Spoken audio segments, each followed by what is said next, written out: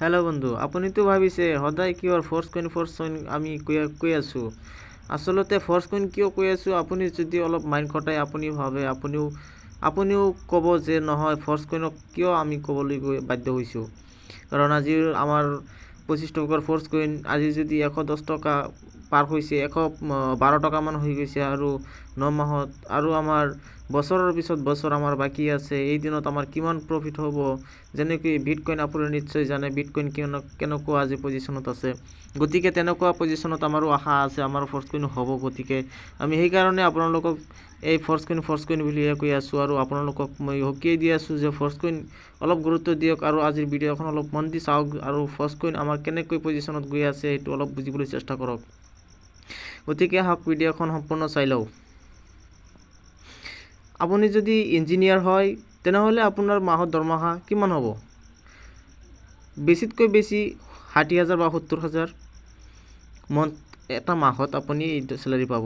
কিন্তু এটা বিজনেছমেন যদি আপুনি হয়, আপুনি আনলিমিটেড আপুনি টকা ইনকাম কৰিব। মাহত 10 লাখ, 20 লাখ, 30 লাখ, কোটি টকা ইনকামো কৰিবলৈ আপুনি পাৰিব, আপুনি যদি বিজনেছমেন হয়।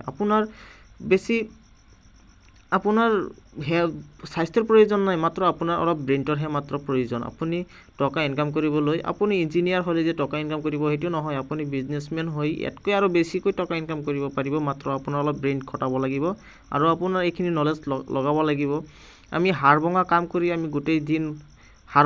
কৰি আমি অৱশেষত সন্ধিয়া সময়ত 500 বা 600 টকা লৈ ঘৰলৈ আহোঁ। গতিকে আমাৰ বিজনেছত যদি 2 ঘণ্টা 3 ঘণ্টা কাম কৰোঁ, আমাৰ 10,000 20,000 টকা আমাৰ একাউণ্টত সোমাই যায়। গতিকে কোনটো বেছি ভাল আপুনি নিশ্চয় গম পাইছে। আমাৰ অতি সোনকালে বিজনেছখন আমাৰ গ্ৰ' হৈ আছে, কাৰণ আমাৰ ফ'ৰ্চ কইন অপেন মাৰ্কেটত আহি আছে। আজি একোটা ফ'ৰ্চ কইনৰ দাম $1.49। অতি সোনকালে আমাৰ ফ'ৰ্চ কইন অপেন মাৰ্কেট আহি আছে, আৰু ডেইলি 5 লাখৰ পৰা 20 লাখ আমাৰ ফ'ৰ্চ কইন চেলিং হৈ আছে। ফ'ৰ্চ কইনৰ ৰোড মেপ মতে আমাৰ 31 মাৰ্চৰ আগতে ফ'ৰ্চ কইন 100% অপেন মাৰ্কেটত আহিবই। গতিকে আমি সেই বিষয়ে চিন্তা কৰি আছোঁ, আৰু ফ'ৰ্চ কইন যাতে আমাৰ অপেন মাৰ্কেটত অহাৰ আগতে আমি ফ'ৰ্চ কইনখিনি কালেক্ট কৰি আমাৰ ৱালেটত এড কৰি ৰাখিব পাৰোঁ, আৰু যদি অপেন মাৰ্কেট আৰু অতি সোনকালে ফ'ৰ্চ কইন কিনি আপোনাৰ ৱালেটত এড কৰি ৰাখক।